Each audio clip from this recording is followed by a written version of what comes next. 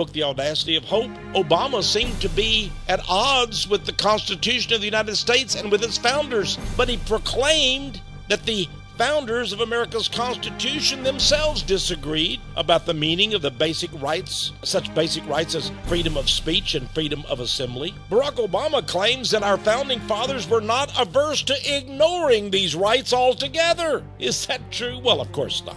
But Obama, in his book, The Audacity of Hope, says, it is unrealistic to believe that a judge, 200 years later, can somehow discern the original intent of the founders or ratifiers of the Constitution.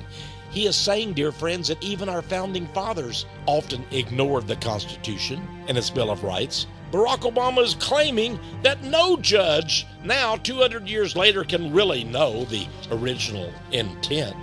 Now, friends, our founders gave us nationalism. They gave us the United States of America, and we have shed a lot of blood to keep it that way.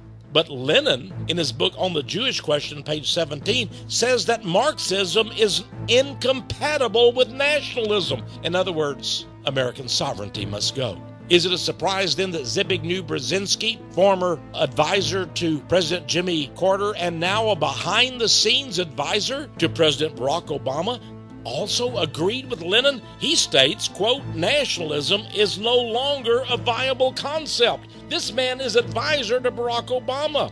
Please read for yourself what he says in his book, Between Two Ages. Brzezinski states that Marxism represents a further vital and creative stage in the maturing of man's universal vision. He says Marxism is a victory of reason over belief in God. It is no wonder then that one Christian writer, Bob Treves, in his excellent publication Cherith Chronicles, warns about Barack Obama and his presidency. Obama, said Mr. Treves, is truly a dark, shadowy character from the Marxist mafia underworld. And he notes that secret societies are protecting and guiding this man to set in place totalitarian rule in America, telling Obama what to say and telling him what to do. But again, let's go to the words of Obama himself. Tell me, dear friends, do these sound like words of our founding fathers or the greatest of American presidents, or do they sound like they're words out of the mouth of a Marxist socialist? During the presidential campaign of 2008, Barack Obama had a rally in the state of Oregon. It's very interesting that he had an opening band that played music for him. The name of the band was the Decembrists. Here's a picture of them. They're dressed in Soviet garb, communist garb.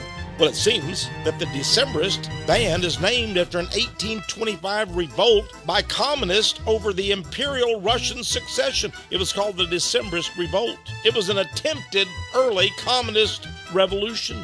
Now, this same band opens many of its shows by playing the Soviet Union's national anthem. And of course, they're waving the red flag of Soviet communism.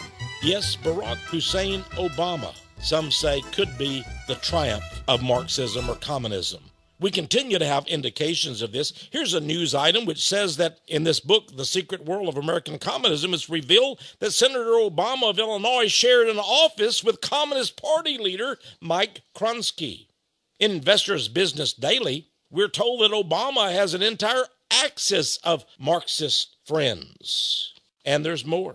This article, Socialism, Marxism, Communism, and Obama, talking about his ties to various communists, including Mr. Bill Ayers, who was indicted as a communist terrorist back in the 70s. In fact, the top U.S. communist, the head of the U.S. Communist Party, during the 2008 election, encouraged his people in a column in the Daily Worker newspaper of the communist.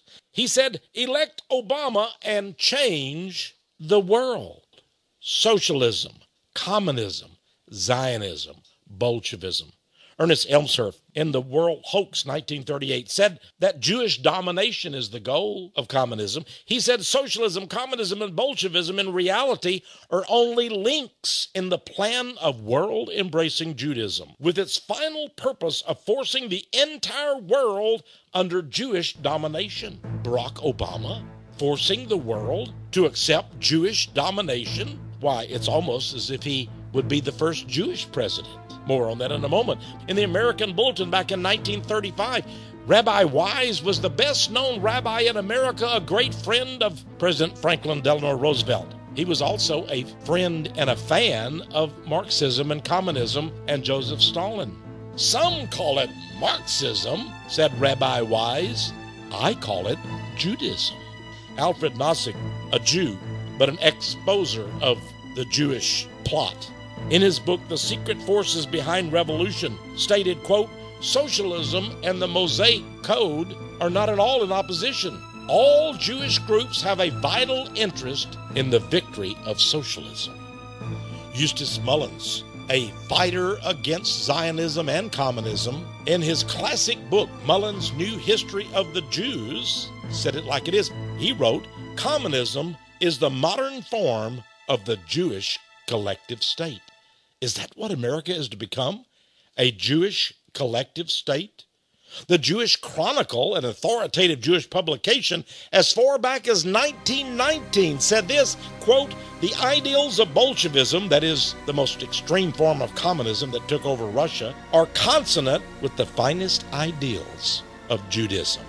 Will America be taken over? Is it being taken over step by step, as Trotsky warned and advocated? This book, written by Jan Kozak, of how communism took over so much of Eastern Europe, is very instructive. It is entitled, And Not a Shot is Fired.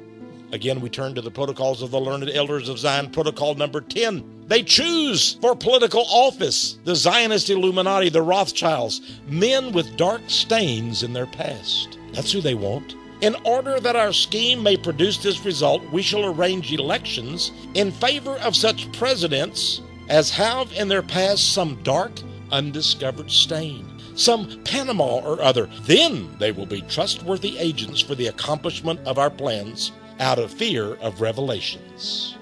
What dark stain exists in Obama's past? Can we find such a dark stain? Is he being required by fear of revelation to go along with this Jewish Rothschild plot for the takeover of America and the world? Let us study the history of Barack Obama from infancy and see what we can find. Here, we're told is a picture of his father, who comes from the nation in Africa of Kenya, who met his mother, Stanley Ann Dunham, and produced Barack Obama. She was evidently his third wife. He had two back in Africa. And after young Barack Hussein Obama was only 2 years old, he was abandoned by this father from Kenya. Now, a time or two the father did visit. Here from San Francisco at the airport, we see the father holding his arm around young Barack Obama. It's amazing, even though his father abandoned him and his mother, Ann Durham, at the age of 2, nevertheless, Barack Obama was led to write an entire book. Here is a cover of that book, Dreams from My Father. What dreams might he have attained from a father at the age of 2? Well, here he is at about the age of 2 with his mother. Was he then dreaming about what his father believed? I doubt that. He had another father, of course, from Indonesia. Here is that father, Mr. Sotero. And here is young Barack with his mother and his sister living in the nation of Indonesia. By the way, camera, go up very close and look at that strange medallion around the neck of youthful Barack Obama. Here's Obama a little bit older with his auntie from Kenya. Now here's Obama's a young man again with his grandfather and his mother and his sister. Barack Obama said of his mother, Ann Durham, her real name, by the way, was Stanley Ann Durham, because her father, Barack's grandfather, was named Stanley. Then he called his daughter, too, Stanley, because he wanted a boy, but her friends called her Ann. Obama said of his mother that she was the dominant figure in his formative years. And the values that she taught him, said Obama, continue to be my touchstone when it comes to how I go about the world of politics. His mother was the dominant figure. Here is his mother as a young girl with her parents, the grandparents of Barack Obama, a very handsome pair.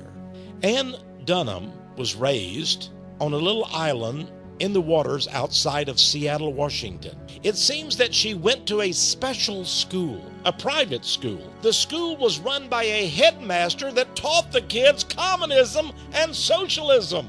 Her friends said that Ann Dunham despised Christianity, and she was quick to debate anyone who believed in Jesus Christ. And that's the way she was raised by her atheist communist parents. And Obama says that she was the most formative influence in his political thinking. But we